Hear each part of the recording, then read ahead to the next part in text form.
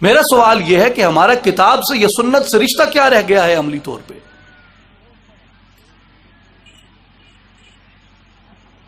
ہمارا کتاب و سنت سے کیا تعلق رہ گیا ہے عملی سطح پہ؟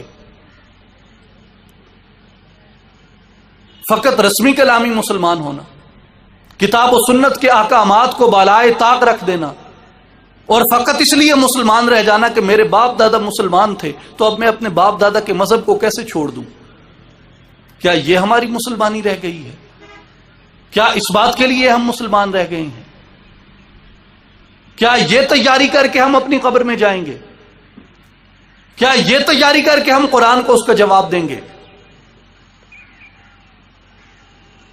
ہمارے ہاں آپ نے دیکھا ہے کہ جب کوئی مر جاتا ہے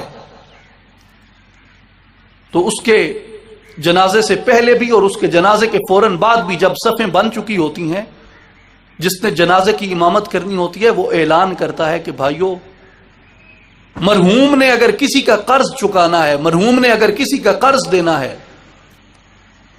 اگر آپ معاف کر سکیں تو بھی ٹھیک ہے، وگرنہ اس کی اولاد موجود ہے، یہ آپ کا قرض چکا دے گی۔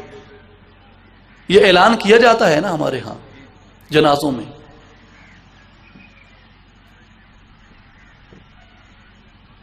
میرے نوجوان ساتھیوں، اس وقت سے ڈریں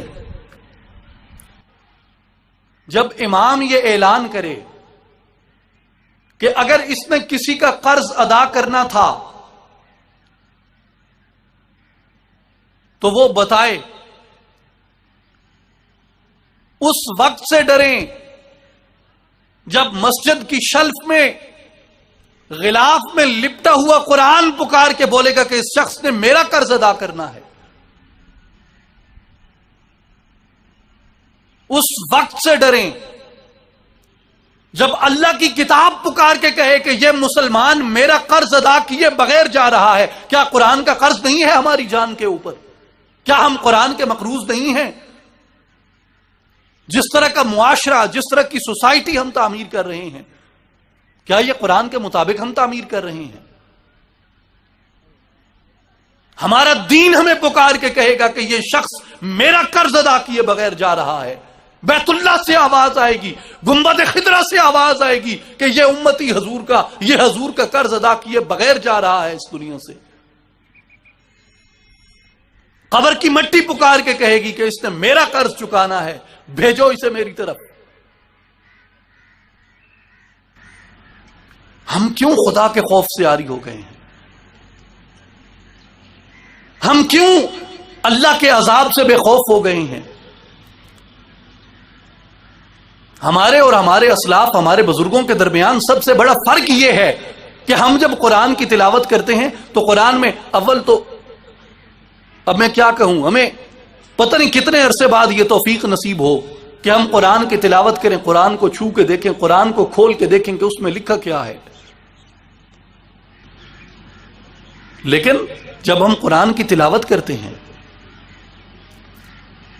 جب ہم دین کی طرف رغبت اختیار کرتے ہیں،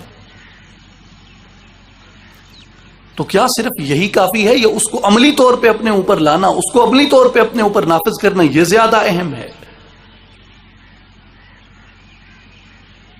یہ خدا خوفی، یہ خدا ترسی، یہ اگر ہمارے درمیان سے نکل گئی اور یہ ہمارے درمیان سے زائل ہو گئی تو اللہ تعالیٰ نے فرمایا کہ تم پہ عذاب ایسا آئے گا کہ ثم لا ينصرون، کوئی تمہاری مدد کرنے کے لیے بھی نہیں آئے گا، کوئی تمہیں اس عذاب سے بچانے کے لیے، کوئی تمہیں اس عذاب سے نجات دینے والا نہیں ہوگا اگر میرے دین کو چھوڑ دو گے، اگر میری کتاب کو چھوڑ دو گے، اگر میرے نبی کی سنت کو چھوڑ دو گے۔